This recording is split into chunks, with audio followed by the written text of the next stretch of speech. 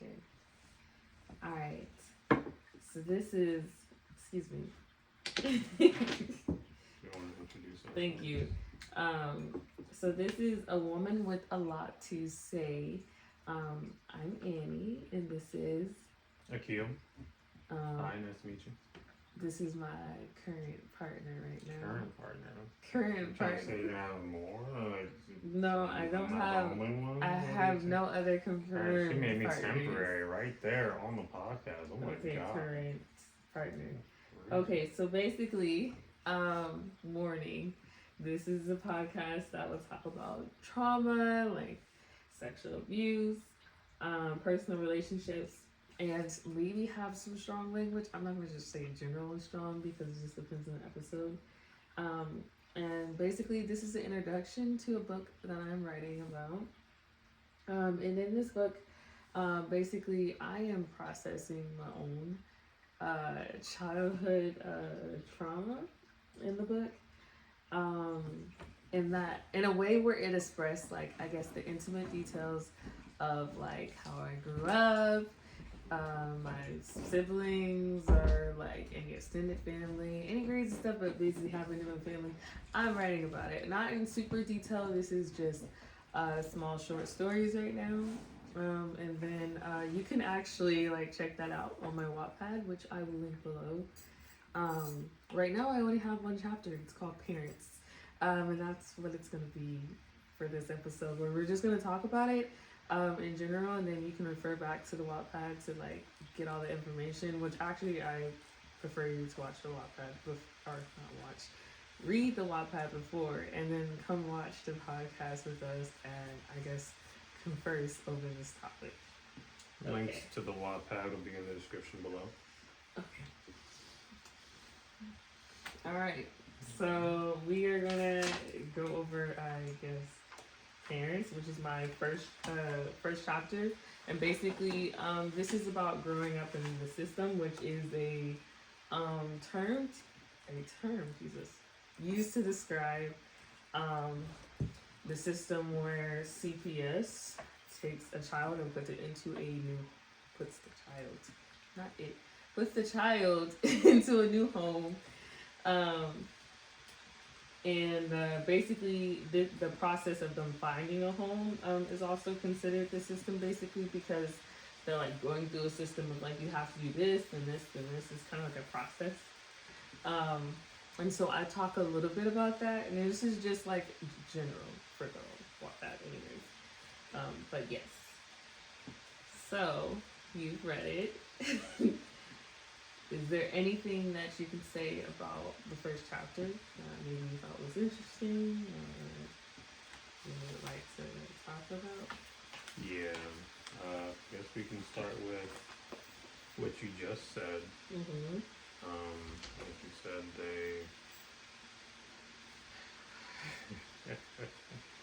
somebody wants to take 1 minute, apparently. Mm-hmm.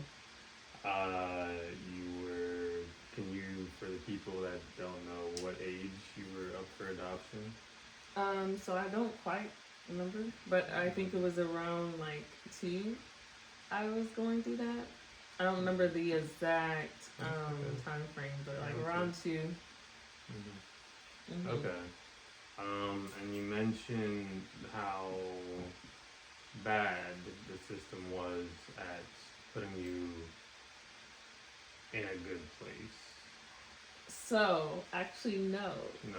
That's where I ended off my chapter. Okay. With talking about basically that I didn't think that, I wasn't saying like the system was bad. I was saying that like we are fully entrusting a system to new children, to good parents, when a lot of us don't even know the definition of that. So it's not that I'm saying not to trust the system or that they're not great, right? CPS has taken a lot of people out of bad homes and put them into good homes, per se, but are not good situations into better situations. But for a lot of people, especially people that are coming out of the system, come out with mental issues and mental illness conditions because they're taken away from their biological parents. So I'm not saying that this system is perfect, And I'm not saying that's terrible, it's just a system. And I don't think it's the best system. But yeah. Okay. So with the experience that you had, would you trust the system again? Do you think after... I mean, I didn't get a choice in the matter, so I didn't. I couldn't. Would you say 20 years later that you have that maybe something may have changed for the better?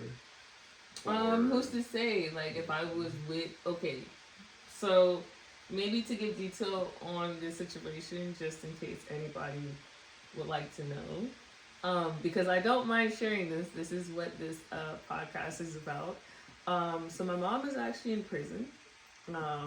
So you could actually look up the case online and everything. I'm not going to give you names or anything like that, but I'm pretty sure, you know, people that have extra time, you could probably find it. But basically, what happened is that my mom, she actually strangled my older sister to death. And I wasn't there for it, obviously. But that was a part of something that happened in her life.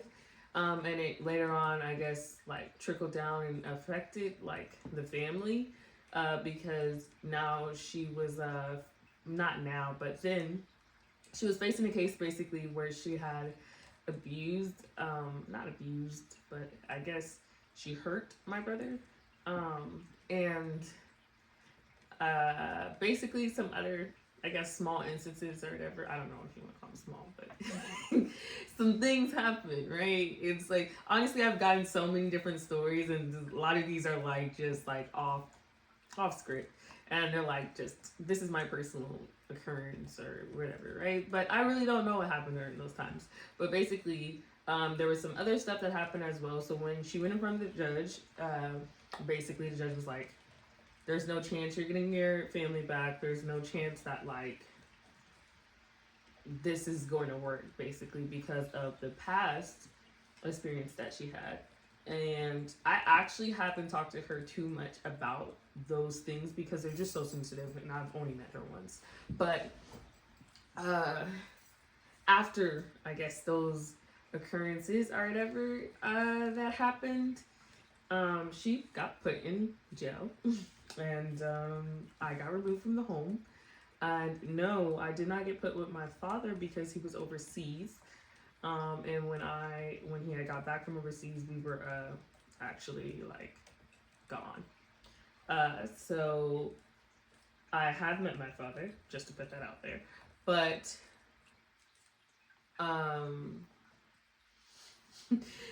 right now, basically, Jesus. She looked at me because she called me daddy. Okay. Anyways, no. So basically, I forgot where I was going with this. I forgot the question. You don't have to keep going. I feel like you dove pretty deep. Do you want to? You were talking about... but I forgot what I was talking about. And that you... I actually don't know how you got there. I don't know either. Okay. So, what was the question again? My question was, originally, do you think if CPS could do anything better? Oh, I'm so sorry. Okay, so basically I was just trying to give some backstory so I could answer the question a little bit better in more detail. A woman with a lot to say, everybody. Yes. Okay, so basically, now that you have that backstory, if I think CPS could have did a better job, obviously it would have been to, like, maybe give my dad more of a fighting chance to fight for us and everything, because obviously he just got back from overseas and he just took his children.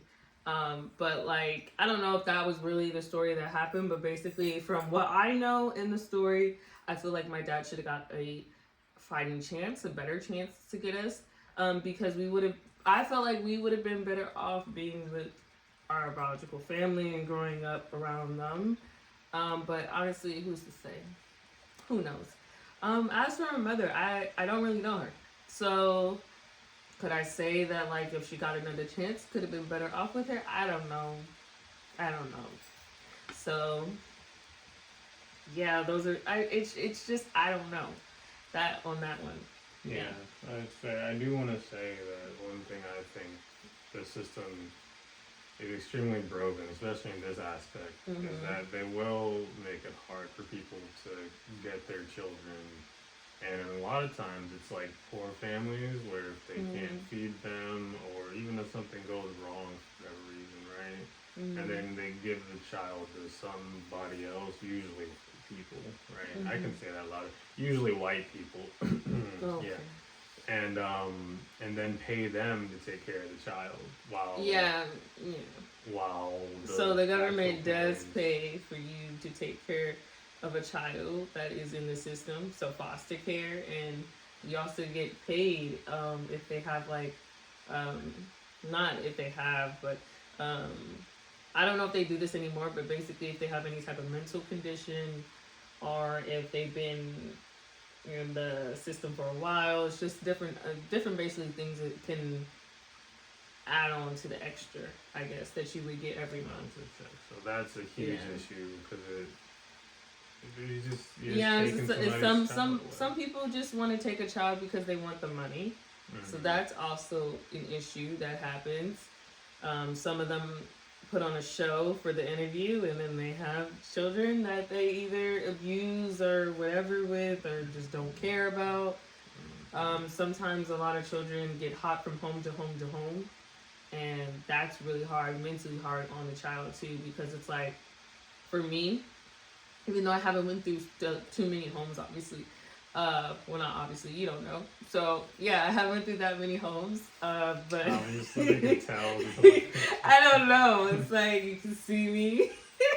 But I talked about that in the beginning of the chapter where I talked about, like, I've been in various homes, but not a lot of homes. And I think that created my mindset for, like, what a parent is, which it took me a long time to catch that because, like, a lot of people have been around their parents for like all their life. Like they are born and it's like I have mommy and I have daddy and it's just mommy, daddy. Like my daughter now, she's like mommy, daddy, mommy, daddy, mommy, daddy. Like I didn't get that until like I was probably like, I don't know, maybe 3rd or 4th grade. It took a while because it was like hopping from home to home and then now you have a stable home and it's like how long is this gonna last before I have a new mommy, daddy, you know? So it was a hard concept to grasp. Absolutely. Yeah. Anything else you want to say about that? Well, I guess the chapter is like also covers good parents and bad parents. Like what our definition of that is. So what would you say is like a good parent, bad parent versus As a parent, that's a really big question. Like what if you to see somebody out in public and you'd be like, that's a bad parent, like what would define that for you? I think defining a moment of somebody isn't fair. I think it could be a bad day, etc., etc. I think that parenting is a large spectrum. It's like everything else. There's no black or white. If a parent is too coddling, right? They can try and protect their child from everything in the world. And in a way, that can be a bad parent. Because eventually the kid gets into the world and they are not prepared for it at all. And the world ends up eating them alive. Yeah. At the same time, if the parent is too hard in trying to prepare them for the world, to the point where they've broken the child before the world ever had a chance to take a swing at them, I would say that's also bad. But in their own way, they're trying to do good. I think just like how good and evil is a spectrum, good and bad. I mean, there's definitely bad, right? There definitely is bad, yes. But then to say somebody did well, it's like, did the child get through childhood? If they can get through childhood and get to adulthood without, I mean, even maybe with, too much trauma, they're on the cusp of good. Okay. Depending on that, that's what I'd say to that. I don't know. I want to be a good parent. We're trying to do our best. Yeah. Yeah. Okay. What I would say on that topic is that something my parents used to always say to me is like, I used to get whoopings and I turned out perfectly fine. I got whoopings. I think I'm alright. Listen, whoopings. I don't think giving whoopings. Okay. Okay, so how I view this is that we talked about whoopings before because obviously we're parents. So how I feel about this is like when I was a child, I used to hear my brothers get like the worst whoopings ever. Like I used to be in my room shaking and scared that the devil was gonna come get me or something. I don't know. But yeah, I was just terrified of whoopings. Like before my mom would even hit me, I would start crying. And like all my siblings know this. I was exposing myself for a second, but I used to pull my hair out. I used to just bawl really hard. I used to they used to make fun of me. Like my siblings, they used to be like, woo, that's all you do all day. Because I used to like put myself in timeout. Like if I knew I was in trouble, I used to run up to my room, close the door, and cry, not eat dinner. Like I was extra. I was like the most dramatic child ever, literally. Anyways, I was dramatic. Yes, like you could put me in a movie. I was that dramatic. We talked about this before. I think spanking as a punishment is becoming more and more frowned on as society goes on. Because before it was like anybody in the village could beat your ass if you're doing something wrong. And it was like, all right, your parents spank you, and they should be spanking you if you're acting up. Now it's like, don't hit kids. It's bad. That's what you say. That's what people were saying too. Okay, well, no, I don't say that. Don't hit kids. It's bad.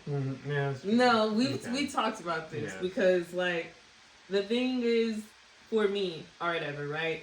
Is because now not now, but before when I used to be like a teacher, I guess, or constantly be in the daycare, I learned a lot like about kids, about the psychology of kids, just how they work. And I learned a lot about it, and it helped me grow as a person, learning about like children and how they work and all that, because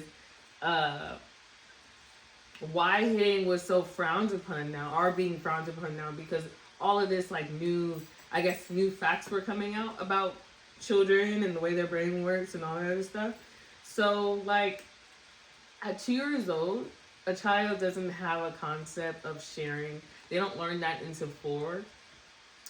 So basically it's like you would get mad at your child and be like, why are you not sharing your toys, and hit them, and they don't even understand the concept yet, you know? So it's not that I don't think that like you should ever hit your kids, right? Obviously it's just like they're a person, they're a human being. You don't want to just deliberately hurt your kid for doing anything, right? You know, I wouldn't want to deliberately hurt my kid, obviously, or cause them any pain or any of that. But also there's a respect thing. And if anybody was out in the street and they came up to me, yelled in my face or whatever, and pushed me, we gonna square up, right? So it's like a respect thing, because I don't want my child to go out there and think I can just punch you in the face and nothing's gonna happen to me. I can just hit you and nothing will happen to me. And that ain't true. So the thing is what I would always say to him is that if you don't want them acting like that in public, don't let them act like it here. So basically showing them how the world works. In the world, it's like, hey, if you don't get it, you don't get it. Oh, well, that is the way the world works. We're preparing you for the world. It's not like we're going to prepare you for this imaginary world that's going to be out there. We can't protect you from everything. We're not always going to be there. You're not always going to get what you want. That is the world that we live in. So preparing your child for the world that we currently live in, obviously it's beneficial to them. And keeping their mind open to other possibilities, making sure that you don't shut down like all of their ideas and just say there's wrong and there's right, because obviously the world doesn't work like that. There's not wrong and there's right. Everything is a spectrum. Like we said, like everything is a spectrum. So it's like, I don't want her to think that like her world is this small. I want her to know that her world is huge and big and full of possibilities. But I also want her to have this energy that like, if I hurt somebody and I give them that energy, they can hurt me back, right? So if you obviously go up to somebody's face and you yell at them and you push them, don't expect like you're just gonna walk away and everything's gonna be fine. you don't live in La La World, they'll hit you back. Okay? So when she's very disrespectful, obviously, to me, and she wants to push me or hit me or whatever, and it's like, okay, you giving me some, I'm gonna give you some, but it's not an intention to hurt. Here's obviously everything's intentional to be a lesson, and not a lesson where it's like pain is the only lesson. The lesson is like, hey, if someone hits you, they're gonna hit you back, and everything's explained to her, of course, even though she's 2. They're still learning words now, you know, and it's not like she gets a whooping right at 2 or whatever. It's like she might get a slap on the hand or whatever because she's, you know, doing something that's extremely disrespectful or whatever. Or dangerous. Or dangerous, yeah, dangerous. Like I've been doing this thing with her where I will make everything super dramatic. Like if she like does something wrong, I'll be like, oh my God, he just dropped the stuffy on the floor. I don't know, but just making it dramatic and just making the whole world just like this big movie for her basically, and she's the star. And I think like honestly with what we're doing right now, I think that would have helped me as a child kind of understand like the world around me, especially because I was super dramatic, I was super emotional, and I think having a parent that is super dramatic and super emotional like me and making the world just like 10 times better is great. But yeah. Okay. All right. So I have. All right. Good. Yeah. On to the next one? Yeah. Okay. So now that you're a parent, Mm-hmm. you're reaching. I don't know if you are the same age that your parents were around when they had you. Mm-hmm. Do you feel like you can relate to anything that they were going through? They were in very different situations. Yes. I don't know about being out in the military. No, I can't relate. I'm sorry, I can't. Just being this in terms of this age. But okay, so I can relate to my mother, but I'm saying right now Sure. I can't really relate to my father. Okay. But for my mother, yes, because she was going through postpartum depression. I went through postpartum depression. It's very, very hard to get through. So when I was pregnant, I had hyperemesis, which if you look it up, HG, it's a real thing. Basically, I used to throw up like literally into like blood was coming. And I threw up like that for like probably... Forever. I mean, 9 months total, but like... It was forever. But like 7 months in general where it was like 15 times a day, pumping my stomach and... It was forever. Just the whole shebang, right? And it was really hard to get through that, right? Because like honestly, like when they were like, oh, we don't know if you're going to make it. And I was like... I'm already pregnant. I can't get an abortion. I don't know what you want me to do. I'm just gonna sit here. Like I had no will inside of me to fight, no energy inside of me to fight. There was nothing like left. And when I had her and I survived, first of all, I was like, wow, now I have a whole life to live I have not planned for. I was planning on just RIP right there. And like now I have to like take care of her and a lot. And I had to deal with him. So so it was a lot. And I was like under a lot of stress and pressure because of our situation of how we got together. I won't get into that detail. I'll let him share that because it's also his story too. But next couple chapters. Okay. So basically we got together in some really weird, unusual terms. And so when I had the baby, I had no intention of raising this child with him. Like he was not supposed to be involved, but he was very involved, and that caused a lot of stress and pressure for me. And I had stress and pressure from like both families, and that was really hard. And like I was like, so I was in contact with my adoptive mom at this time. I had left wherever we were and went to my adoptive family back to them after running away from them. And I was having a conversation with my mom one time, and I was just like, I'm just angry. And sad, and I'm feeling everything all at once. Oh, and she was like, you know, maybe you should look at, getting a therapist, probably going through postpartum depression.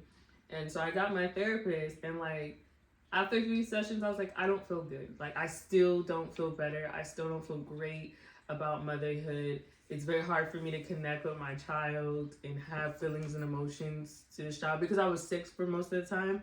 It was like, I felt like I didn't get a real pregnancy, if that makes sense. Like, I see all these pictures of these girls that are going out, they're pregnant or whatever, and they have ceremonies or whatever, or just going out regularly and eating. I used to cry. Like, I used to like look at photos of food and cry when I was pregnant. And so I was like hella depressed. And no therapy session in the world I felt like was helping me with my situation. And I kind of just was like burying myself into just more depression, digging myself into a hole, and finding myself to be angry at just everybody and everything. And knowing when my mom was going through postpartum depression, I don't know. Like, I mean, I'm not saying that I could relate to her doing what she did entirely, but I could relate to the feelings involved with going through postpartum depression and being angry at the world. And if you don't have any mental health at all, which the thing that helped me was continuously going through therapy, even though I felt like it wasn't helping me, and getting to a point in my life where like I needed to set boundaries with people, all this other stuff that like no one teaches you really how to do. And I learned all those things, and I felt like if I learned those things sooner, I wouldn't have went through such a hard time with postpartum depression. And I feel like if that chance was given to her, I don't know, maybe she could have been a different person. But yeah. Okay, sounds good. So you've mentioned mental health a lot. Yes. As your situation, as you stated, is caused by the failure for just mental health to be taken as seriously as your physical health and all that. With your experience in that, is there anything you want to say to people listening? Any advice you have? I feel like that what you just said about therapy. Oh, like therapy? Yes, therapy is super important. Like, and the thing is that everybody thinks that therapy you need to talk to somebody, and that's not it. Therapy can also be going out and doing activities that you love to do, even if you like to do them by yourself and it doesn't involve you to talk to somebody.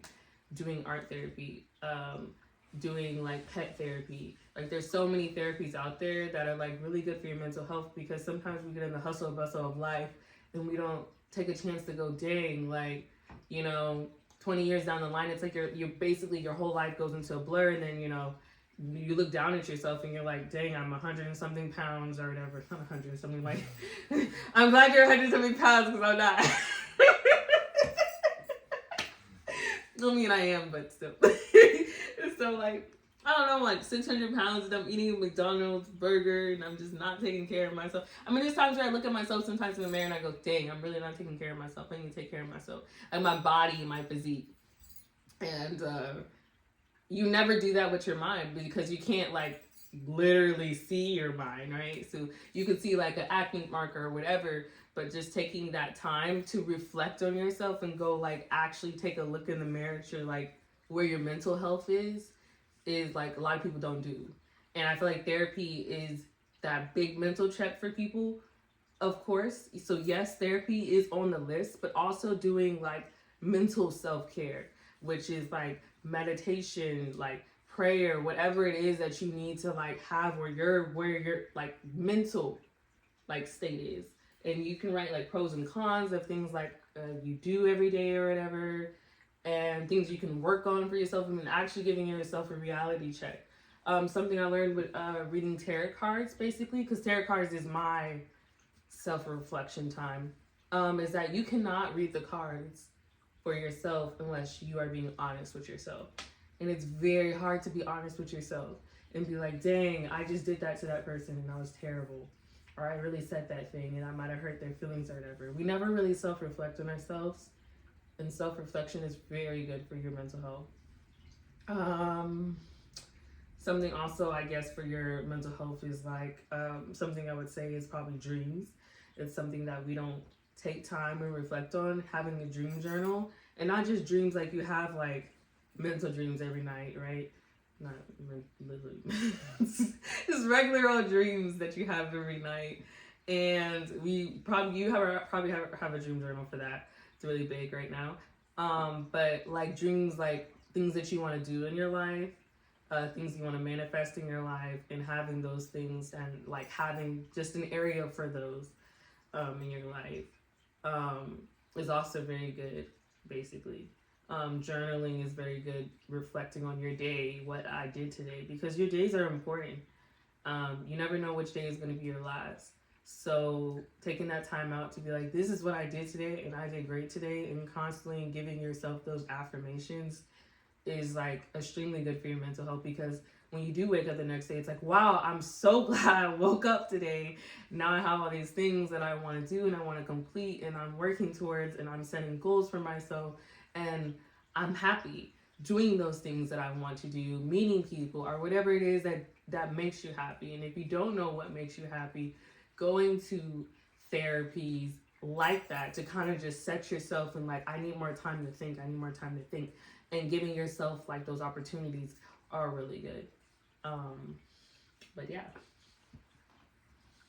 Yeah, I mean, I completely agree. I skate for my mental health. You know that. I exercise and we talk. That's also good for me. I appreciate that. And yeah, it's super important that you do something actually fun, not drug related, not checking out. I mean, checking out kind of, but like healthy checking out.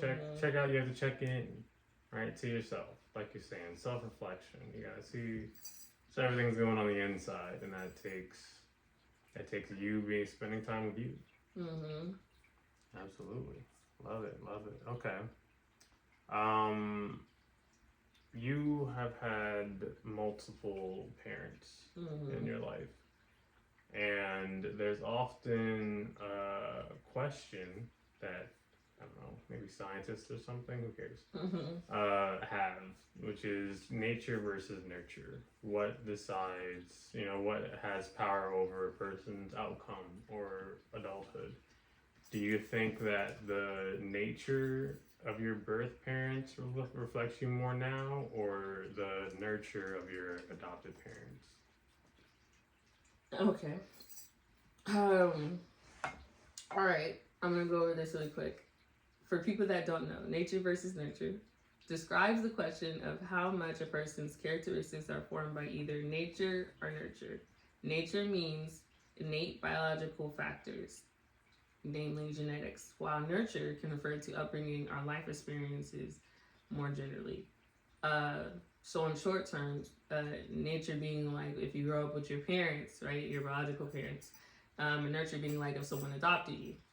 I definitely feel like I got a good mix, even though I didn't spend that much time with my biological parents. When I met my dad, I was like, oh my God. Oh my God. Oh my God, what does that mean? Because he was so much like me, but it was in all the ways that I did not like, things I did not like about myself. I'm not saying that he was a terrible person. He's a decent person, obviously. But he just had a lot of the qualities that, like, when I would self-reflect, be like, oh my God, I hate this about yourself. Like, I hate this part of me. And when I met him, I was like, wow. When I met my mother, I don't really know too much about like what her qualities are, what she's good at. I mean, she's good at art and stuff like that, and I know she likes to write, which are things that I like to do. But look-wise, she looks just like me. I did this AI thing recently, and there was moments and times where I was like, dang, I look like my mom. And I've only met her once, but it's like looking in the mirror sometimes. So with that being said, I did take a lot from the nature of like, I guess who I was supposed to be? I don't know. But things I had taken from my parents, looks obviously from my mother, and from my dad, it was like a lot of like the way that I would like approach life, just naturally approach life. Because like I always felt like I was an outsider in my family. I grew up with 8 other siblings. in my household, and I always felt like I was outsider. They used to always call me Oreo because, like, you know, like they call you Oreo if you're a black person, you talk white, or you interact as a white person or whatever, which whatever that means, right? And so it used to be like, oh, hey, you're Oreo, whatever, right? And I'd be like, how? I don't know. I'm just going about life. And so I felt like I always had to change myself in some type of way or standard. Like, my mom, like my adopted mom, she was very, very loud. Very loud. And she used to always tell me, like, when I would talk, she'd be like, speak up, I can't hear you, speak up. Like, she would want me to talk louder to her. And my dad, my adopted dad, was the opposite. He'd be like, why are you talking so loud? Like, your mother, why are you talking so loud? And I'd be like, I don't know, she told me to talk louder. Like, you told me to talk quieter. I don't know how to talk now.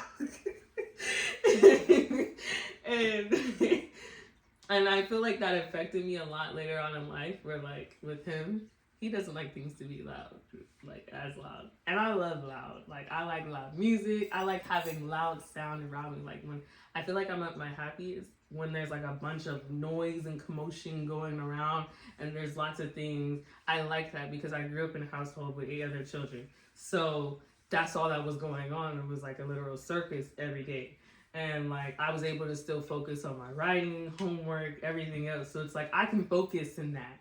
Like, I turn on the TV too loud, he's like... I don't know what that is. I don't know what that is.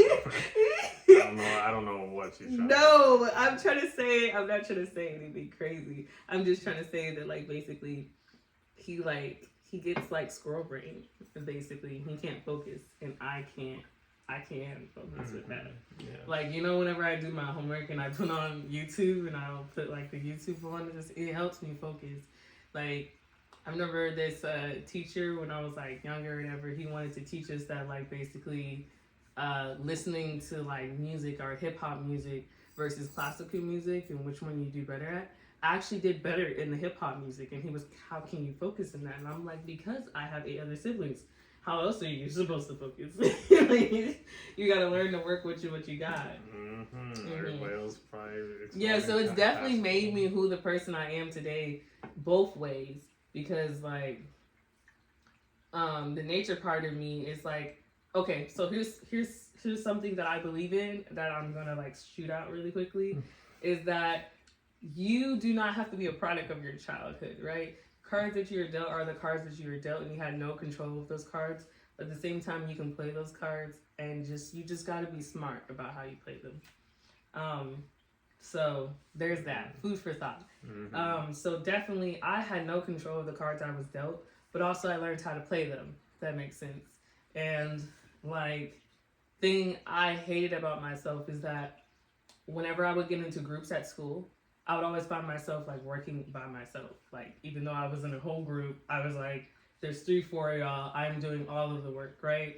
And I would never complain about doing all of the work because I had this natural urge to want to complete things and want to get things done. And if I was given a task, I felt like I was a failure if I never completed it. That was something that my dad had. And he was like, I would complete every task to the full of my ability, like, even if it hurts. Walking through the forest, like, with bare feet. I don't care. I'm doing it. And that's probably what made him very good for the military.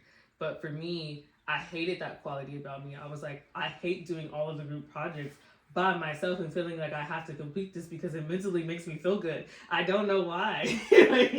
I hated that quality about myself. The leadership quality that he has. I don't want to be a leader. Like, whenever people are like, okay, like, who's gonna lead the group in our song or whatever, I would be like, not me. Please don't look at me.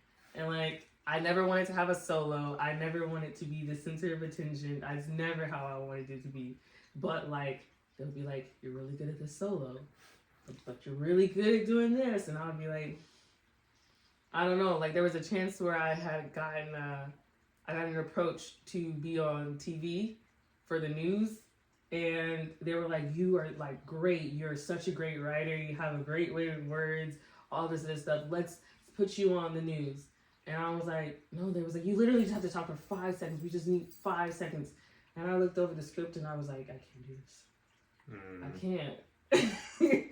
And I think that's what grew inside of me, is just this wall I was building to be not this person that was on the other side. I was like, the person I was supposed to be, I guess, if I stayed with my biological parents, it was like I had a blockade. And that was just my anxiety I built over not wanting to be this person. Because if you were with them, there's a good chance they would have tried to influence those qualities that they and make them stronger and everything. But I think being around my family, my adopted family, made me hate those qualities about myself, because who wants to be a leader of a pack of 8 other children? Nobody. Like, I mean, I guess, but like, I don't know, the way that I thought in my head was like, I don't want to be a leader of this. So my mom started giving me responsibilities when my older siblings started leaving, and being like, you gotta watch your niece. In a way, you gotta cook dinner. Yes, and you gotta make sure everybody does their homework and everything. And then I was like, why do I have to be responsible? You had a group project at home every day. Yes, basically. So you still ended up right there in that spot. Yes, so I think as an adult, with that, the leadership quality and everything that I take on and everything, I noticed that like I do all of the work, I'm doing everything. It makes it really, really hard to work a job, okay? Having this quality about myself, because you take on so much and you don't know why, really, because it's like this is a part of you. So I feel like I don't want to work as a group. If I'm that good where I don't need a group and I'm doing all the work, then 3 of y'all don't need to be here and it just needs to be me. And and I think that's making me want to like obviously go into like doing my own business or doing something for myself, and not for everybody else. Like going in and being a teacher, it's like, you're not just a teacher because of yourself. Like obviously I like, teaching and stuff, but you're also holding up. You keep saying obviously. Obviously, yes. And if you're holding up a whole school, like one teacher could affect the whole entire school. Like you could make a whole group or generation of kids just dumb because you don't know how to teach. I'm sorry, that's not but I'm sorry, you can. And that's not good. So obviously I want to like do something for myself, something that shows off my creative abilities and what I'm capable of, because it's like, hey, if I'm gonna put in all this work, I want someone to see that I'm putting in all this work and not just all these other people getting credit for what I do. So I have changed the cards. Instead of being like, I'm just not gonna be in the limelight, I'm just gonna do everything.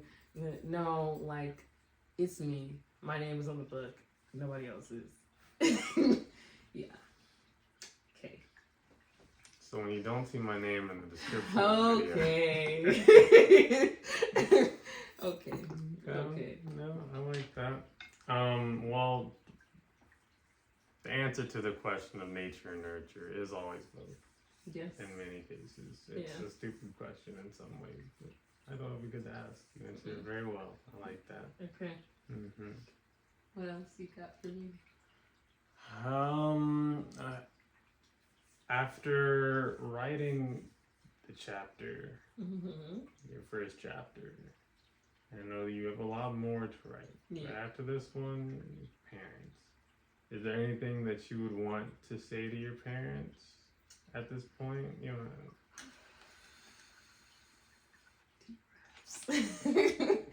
Sorry. So there is a lot. I mean, I tried to do this Facebook series. I couldn't keep up with it. Usually I can't keep up with stuff because my anxiety builds, where it's like I'm scared to show people my real self and who I am. Because like we just talked about the nature versus nurture, I've always been fighting this battle within myself of like, who am I supposed to be? And I feel like everybody has that, like, who am I supposed to be kind of thing like that. Where I'm fighting like myself, but I'm also fighting everyone else, I feel like, but it's just in my head where like I feel like, oh, this person doesn't like me because I do this thing, or this person, it's like I over just calculate everything, where I feel like I'm like putting myself in the limelight even though I'm not. But that's something that I like obviously not obviously because it's not obvious, okay, but I struggle with. Hopefully. But I struggle with, all right? And I think that when I was doing that series, I was really scared because I felt like maybe the things that I remember are not the way I remember it, or whatever, or like maybe like things could happen differently, and I just was a child, and like my imagination went wild or whatever, right? But at the same time, like I also do know that like this is my point of view, and like if nobody else knows my point of view, it's like how are they gonna know the full story? Because reality is multiple perspectives being blended together at the same time. So telling my story is just, yes, a part of a story, but it is my story. So one thing I would like to tell to all of my parents is that is not even that, like just to tell them my story. And I feel like writing this book is telling my story, and this is like one piece, I guess, of it, but I would like them to hear it, and that's what I would tell them, my story. Yeah, I like that. Okay. That's good. I like that a lot. Mm-hmm. So, okay.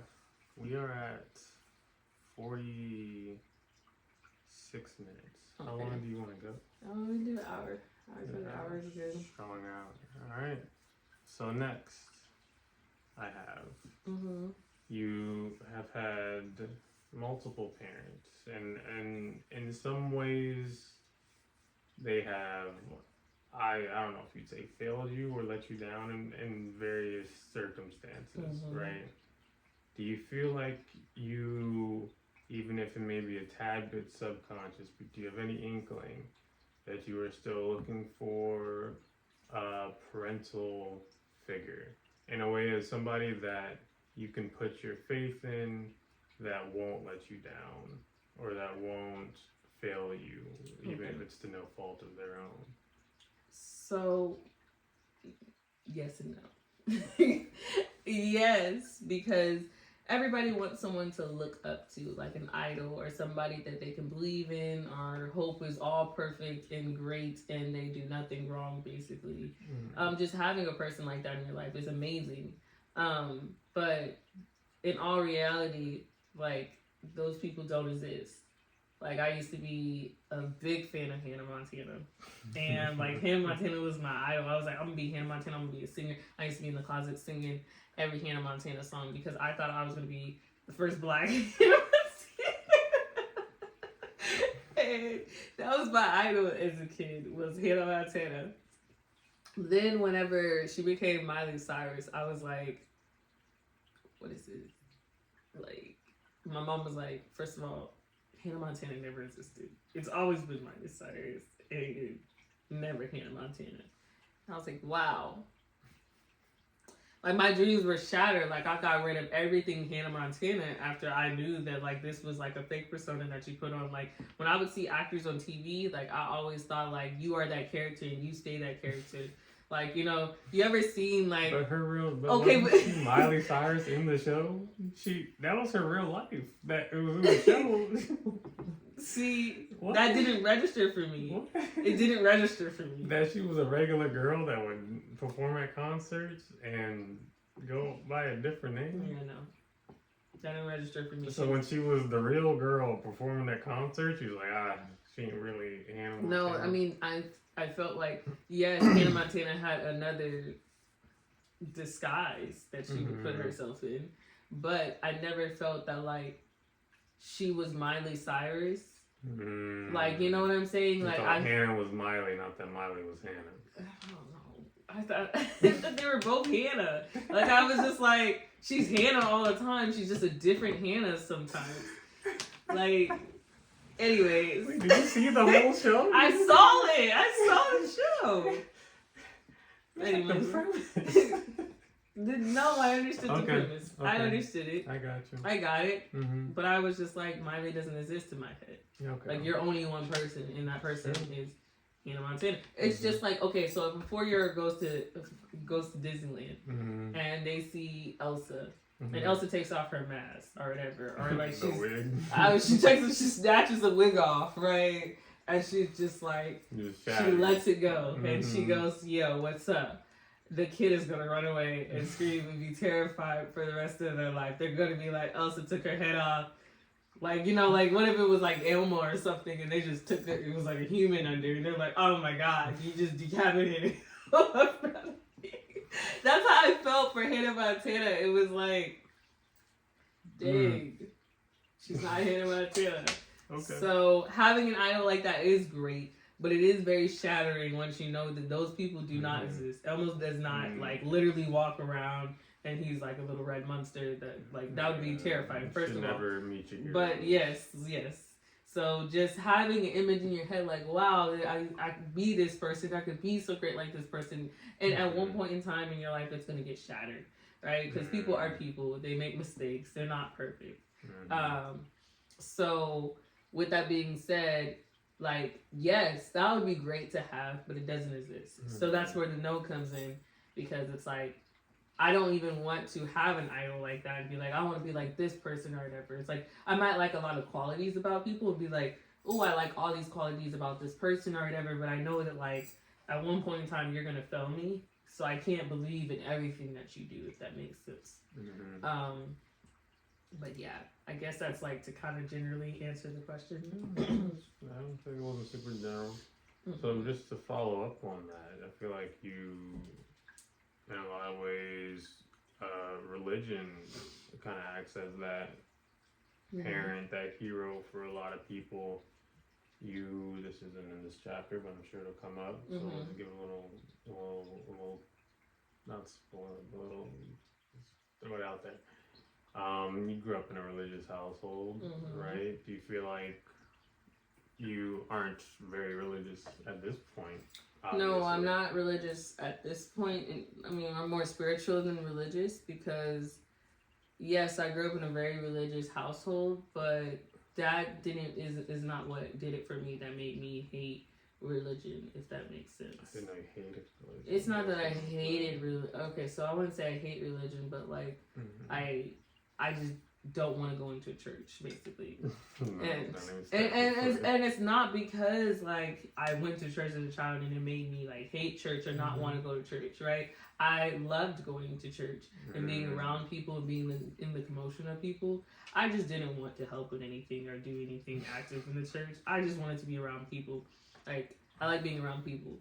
So it was kind of like, wow, party. Like every Saturday we party. Very much what it is. Yeah, that's like how I felt about it. We eat food, we talk, yeah.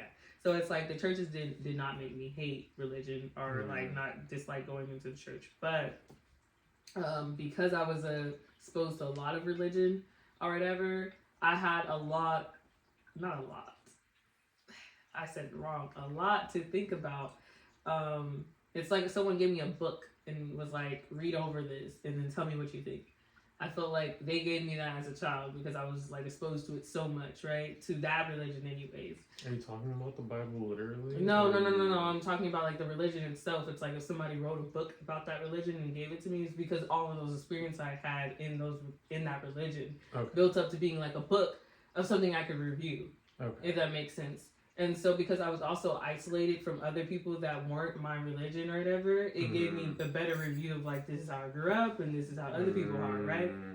So it wasn't the religion itself, it's just my parents. Because there was like other people in the same religion and they were like, yeah, my parents don't do that. Yeah, it's weird. Yeah.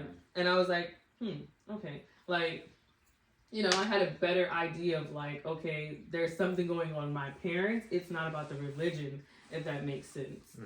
Because I felt like there was a lot of great people at the church and that was like helpful, that are still helpful now in my life, where I'm like, wow, you are such a great person or you're such a good person or whatever in general. Because it's like, I would look at just the people. I wouldn't look at like your religion and that's what it is. It's just I wouldn't step foot in the church because I...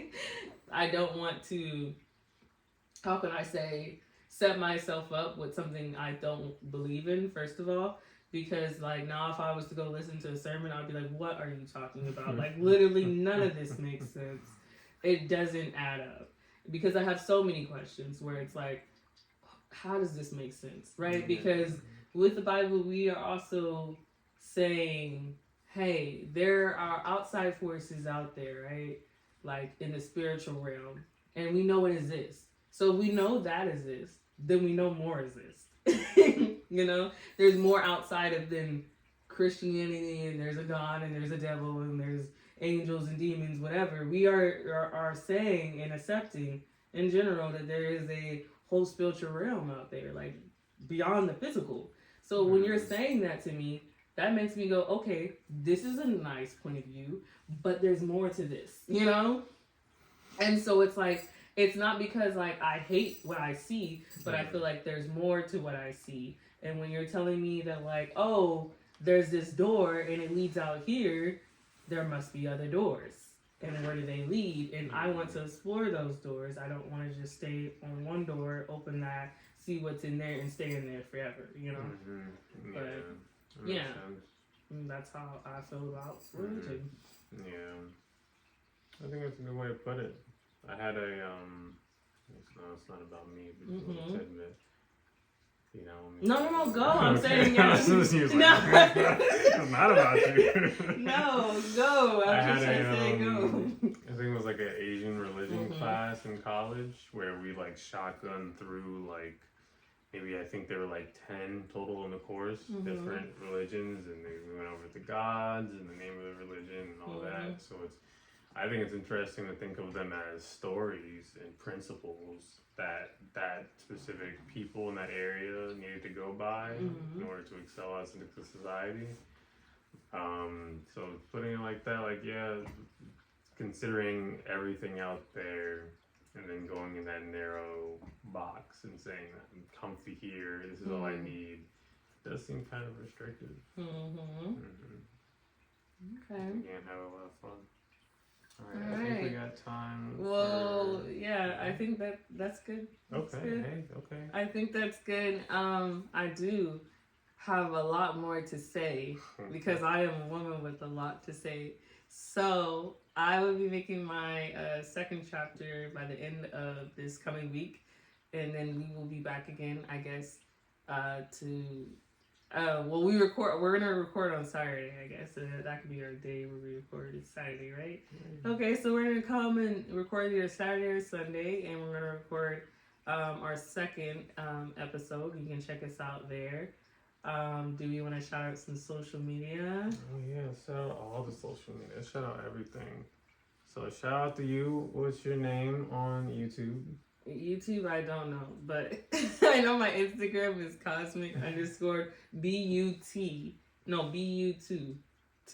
Number 2. So it's cosmic_BU2, like number 2, and then TER fly. So it's like butterfly, but like a different take on two T's. No, it's not two butterfly T's. With 2 T. But 2 T's. Like, everybody. okay. Anyways, I'm gonna put it be down there in the description. The YouTube channel right there. is also Cosmic Butterfly. Is it? Yes. Oh. Okay. My name is Akil. You can find me on YouTube at NewPanda77. That might be it. It'll be in the description. Okay, I should change it. Hey, I know and yours. we're gonna put it right here. Yeah, we're gonna hope we can do that. We can. You can find me on Instagram at Galaxy Blades. I roller skate and do other stuff sometimes, and we have a great time. Yeah. Okay. Thank you for watching. Like the video, share it with your friends. Subscribe. Hit that subscribe button. Comment if anything you would like to say about the episode. Did you like it? Do we need to fix our audio? The audio is good. We checked the audio. Any topics you would like to discuss after the chapters? Yeah, we could probably do like a live stream one day, and live stream. There's a lot of stuff coming. Yeah. So just let us know what you would like to see, and you could be back more to hear what I have to say. Okay. All right. Have a good one. Bye.